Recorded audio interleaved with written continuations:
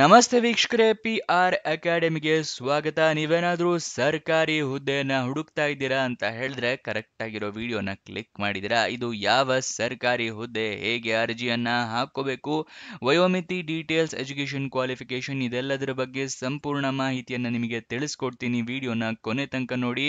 Video ಶುರು ಮಾಡೋಕ್ಕೂ ಮುಂಚೆ ನೀವಿನ್ನು ನಮ್ಮ ಚಾನಲ್ನ ಸಬ್ಸ್ಕ್ರೈಬ್ ಆಗಿಲ್ಲ ಅಂದ್ರೆ ಇವಾಗಲೇ ಸಬ್ಸ್ಕ್ರೈಬ್ ಆಗಿ, ಹಾಗೆ ಅದರ ಪಕ್ಕದಲ್ಲಿರೋ ಬೆಲ್ಲೈಕನ್ನ ಕೂಡ ಪ್ರೆಸ್ ಮಾಡಿ. ವಿಡಿಯೋ ಅಪ್ಲೋಡ್ ಆಗಿದ ತಕ್ಷಣ ನಿಮಗೆ ನೋಟಿಫಿಕೇಶನ್ ಬರುತ್ತೆ. ಆದಷ್ಟು ಬೇಗ ನೀವು ಅರ್ಜಿಯನ್ನ ಹಾಕೋಬಹುದು. ನಿಮಗೆ ಪ್ರತಿದಿನ ಒಂದು ದಿವಸನೂ ಮಿಸ್ ಮಾಡದ ಹಾಗೆ ಸರ್ಕಾರಿ ಡೀಟೇಲ್ಸ್ನ ತಲುಪಿಸ್ತೀವಿ.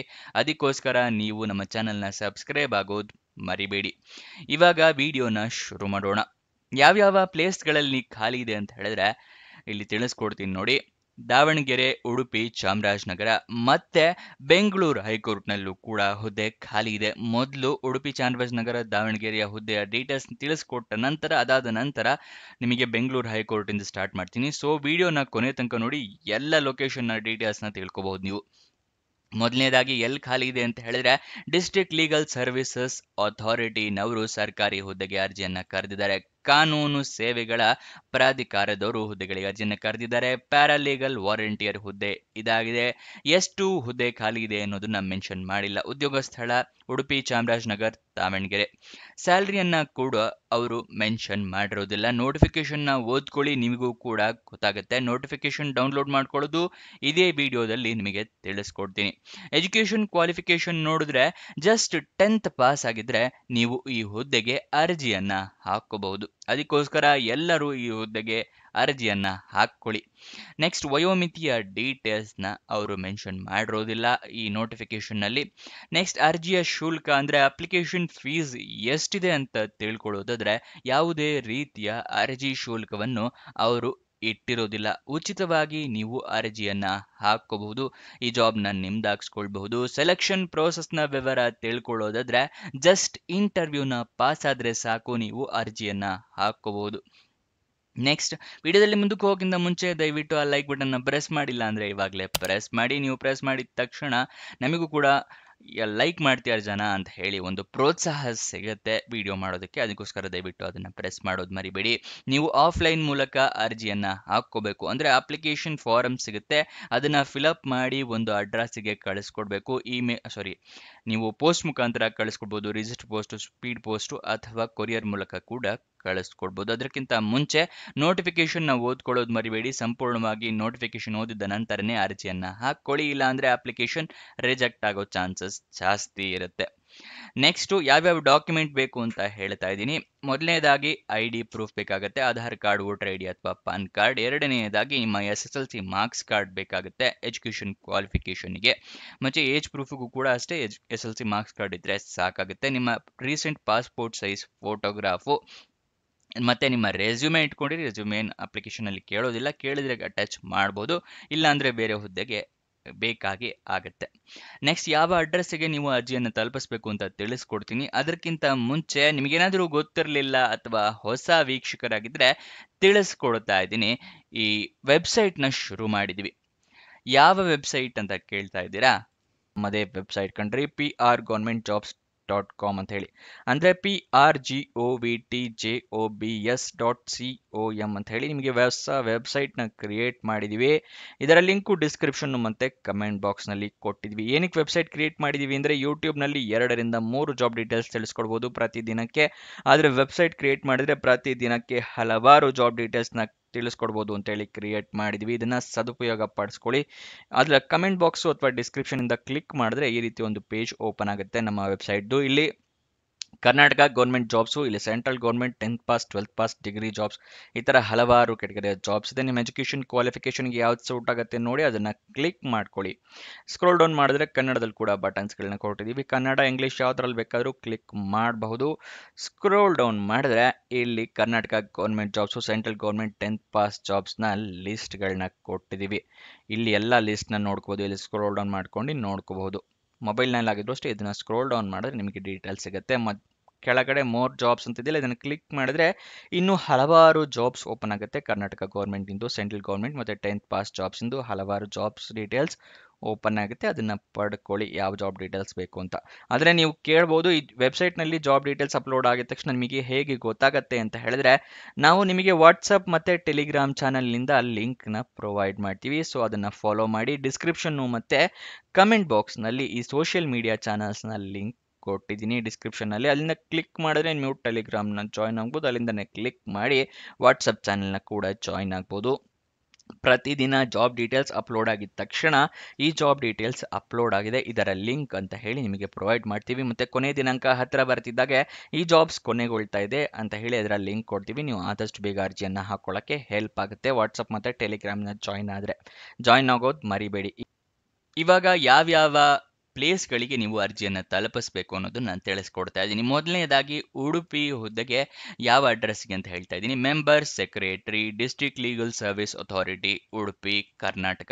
ಈ ಅಡ್ರೆಸ್ಸಿಗೆ ಕಳಿಸ್ಕೊಡ್ಬೇಕು. ಚಾಮರಾಜನಗರದವರಾದರೆ ಅಂದರೆ ಚಾಮರಾಜನಗರದ ಹುದ್ದೆಗೆ ಅರ್ಜಿಯನ್ನು ಹಾಕುವವರಾದರೆ member secretaries, district legal service authority, ADR building, district court premises, Chamarajanagar, Karnataka. ಯಾವ ಪ್ಲೇಸ್ನವರು ಕೂಡ ಯಾವ ಪ್ಲೇಸಿಗೆ ಕೂಡ ಅರ್ಜಿಯನ್ನು ಹಾಕಬಹುದು. ನೀವು ಚಾಮರಾಜನಗರದವರಾಗಿ ಉಡುಪಿಗೆ ಹಾಕೋಬಹುದು, ಉಡುಪಿಯವರಾಗಿ ಚಾಮರಾಜನಗರದವ್ರು ಹಾಕೋಬಹುದು. ಎಲ್ಲಿಂದ ಯಾವ ಪ್ಲೇಸ್ನಲ್ಲಿರೋರು ಕೂಡ ಎಲ್ಲ ಪ್ಲೇಸಿಗೂ ಅರ್ಜಿಯನ್ನು ಹಾಕೋಬಹುದು. ನೆಕ್ಸ್ಟ್ ದಾವಣಗೆರೆಯ ಹುದ್ದೆಗೆ ಯಾವ ಪ್ಲೇಸಿಗೆ ಕಳಿಸ್ಕೊಡ್ಬೇಕು ಅಂತ ಹೇಳಿದ್ರೆ, member secretary, district legal service authority, old court premises near Janata Bazaar, Davanagere 57702 Karnataka. ಈ ಹುದ್ದೆಗೆ ಅಂದರೆ ಈ ಪ್ಲೇಸ್ಗೆ ನೀವು ಕಳಿಸ್ಕೊಡ್ಬೇಕಾಗುತ್ತೆ. ಅಪ್ಲಿಕೇಶನ್ ಓಪನ್ ಆಗಿದ್ದ ದಿನಾಂಕ 20 ಸೆಪ್ಟೆಂಬರ್, ಕೊನೆಯ ದಿನಾಂಕ ಉಡುಪಿ ಹುದ್ದೆಗೆ 3 ಅಕ್ಟೋಬರ್ ಕೊನೆಯ ದಿನಾಂಕ ಆಗಿರುತ್ತೆ. ಚಾಮರಾಜನಗರದ ಹುದ್ದೆಗೆ 8 ಅಕ್ಟೋಬರ್ 2025 ಕೊನೆಯ ದಿನಾಂಕ ಆಗಿರುತ್ತೆ.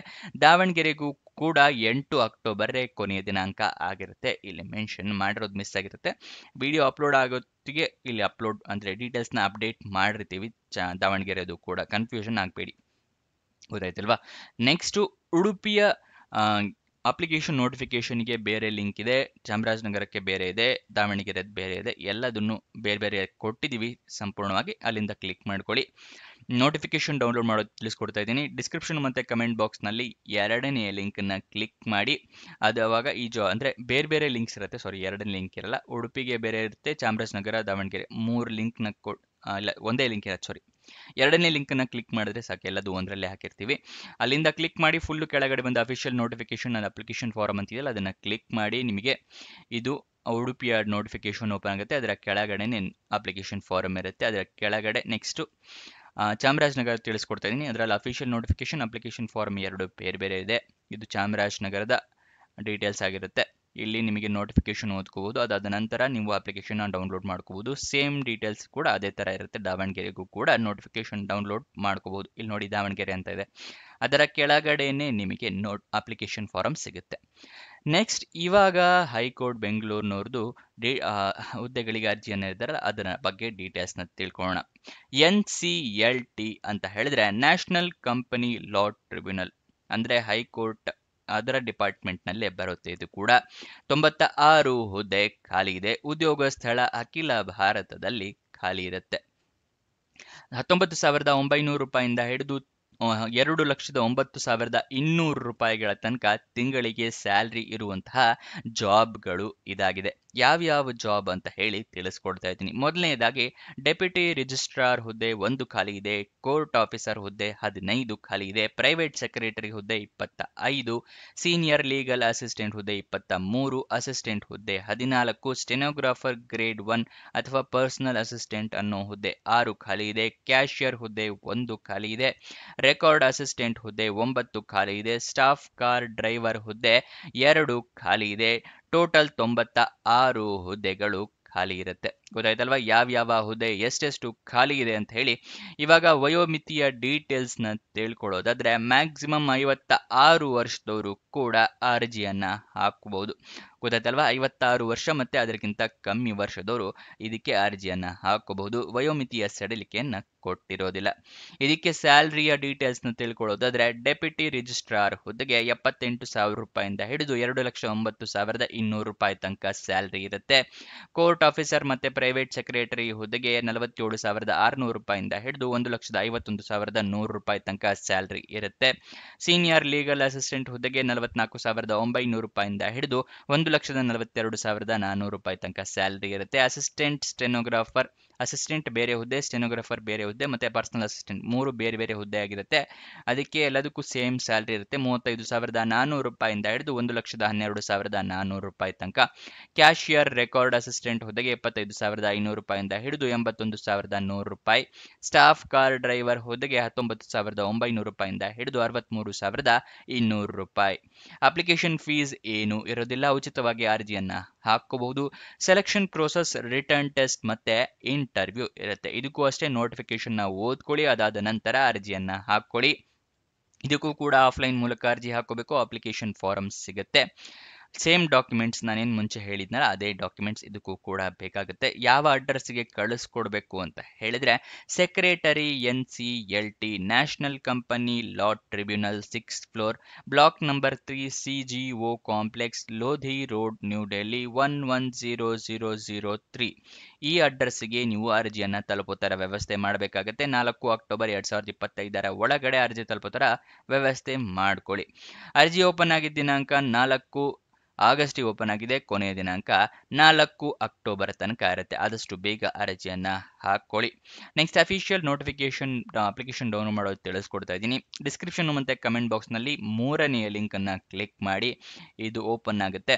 ಅಲ್ಲಿ ಸ್ಕ್ರೋಲ್ ಡೌನ್ ಮಾಡಿ ಕೆಳಗಡೆ ಬಂದ್ರೆ ಅಫಿಷಿಯಲ್ ನೋಟಿಫಿಕೇಶನ್ ಅಪ್ಲಿಕೇಶನ್ ಫಾರಂ ಅಂತಿದೆಯಲ್ಲ ಇದನ್ನ ಕ್ಲಿಕ್ ಮಾಡಿ ನಿಮಗೆ ನೋಟಿಫಿಕೇಶನ್ ಮತ್ತೆ ಅಪ್ಲಿಕೇಶನ್ ಓಪನ್ ಆಗುತ್ತೆ.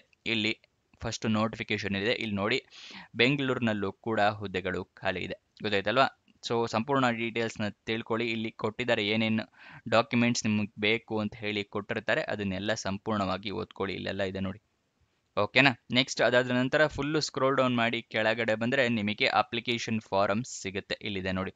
ಇದಕ್ಕೂ ಅಷ್ಟೇ ಪಾಸ್ಪೋರ್ಟ್ ಸೈಜ್ ಫೋಟೋ ಬೇಕಾಗುತ್ತೆ, ಅದನ್ನು ಕೂಡ ಇಟ್ಕೊಂಡಿರಿ. ಅದಾದ ನಂತರ ಇಲ್ಲಿ ನಿಮ್ಮ ಹೆಸರು, ಡೇಟು, ಪ್ಲೇಸು, ಸಿಗ್ನೇಚರು, ಡೆಸಿಗ್ನೇಷನ್ ಇದೆಲ್ಲದನ್ನು ಹಾಕಿ ನೀವು ಅರ್ಜಿಯನ್ನು ಕಳಿಸ್ಕೊಡ್ಬೇಕಾಗತ್ತೆ. ಅಫಿಷಿಯಲ್ ವೆಬ್ಸೈಟ್ ಅಡ್ರೆಸ್ಸು nclt.gov.in ಇದು ಅಫಿಷಿಯಲ್ ವೆಬ್ಸೈಟ್ನ ಅಡ್ರೆಸ್. ಅಲ್ಲಿಂದ ಕೂಡ ನೀವು ಜಾಬ್ ಡೀಟೇಲ್ಸ್ ತಿಳ್ಕೋಬಹುದು. ಇವಾಗ ಯಾವ್ಯಾವ ಹುದ್ದೆಗೆ ಏನೇನು ಎಜುಕೇಷನ್ ಮಾಡಿರಬೇಕು ಅಂತ ಹೇಳ್ತಾ ಇದ್ದೀನಿ. ಡೆಪ್ಯೂಟಿ ರಿಜಿಸ್ಟ್ರಾರ್ ಮತ್ತು ಕೋರ್ಟ್ ಆಫೀಸರ್ ಹುದ್ದೆಗೆ LLB ಕಂಪ್ಲೀಟ್ ಆಗಿರಬೇಕು. ಮತ್ತು ಸ್ಟಾಫ್ ಕಾರ್ ಡ್ರೈವರ್ ಹುದ್ದೆಗೆ 10th ಪಾಸ್ ಆದವರು ಅರ್ಜಿಯನ್ನು ಹಾಕೋಬಹುದು. ಆದರೆ ನಿಮ್ಮ ಹತ್ರ ಡ್ರೈವಿಂಗ್ ಲೈಸೆನ್ಸ್ ಇರಬೇಕಾಗುತ್ತೆ ಸ್ಟಾಫ್ ಕಾರ್ ಡ್ರೈವರ್ ಹುದ್ದೆಗೆ ಅರ್ಜಿಯನ್ನು ಹಾಕೋಕೆ, ಅದನ್ನು ಮರಿಬೇಡಿ. ಮತ್ತು ಇನ್ನಿತರೆ ಯಾವುದೇ ಹುದ್ದೆಗೂ ಕೂಡ ಅವರು ಎಜುಕೇಷನ್ ಕ್ವಾಲಿಫಿಕೇಷನ್ನ ಮೆನ್ಷನ್ ಮಾಡಿರೋದಿಲ್ಲ. ನೋಟಿಫಿಕೇಷನ್ನ ಓದ್ಕೊಂಡ್ರೆ ನಿಮಗೂ ಕೂಡ ಗೊತ್ತಾಗುತ್ತೆ. ಇದಿಷ್ಟು ಈ ಜಾಬ್ನ ವಿವರ. ಏನೇ ಡೌಟ್ಸ್ ಅಥವಾ ಕ್ವಶನ್ಸ್ ಇದೆ ಅಂತ ಹೇಳಿದ್ರೆ ಕಮೆಂಟ್ ಬಾಕ್ಸ್ನಲ್ಲಿ ಕಮೆಂಟ್ ಮಾಡಿ. ಇನ್ನೊಂದು ಜಾಬ್ ವಿಡಿಯೋ ಜೊತೆ ಸಿಗೋಣ. ಬಾಯ್ ಬಾಯ್.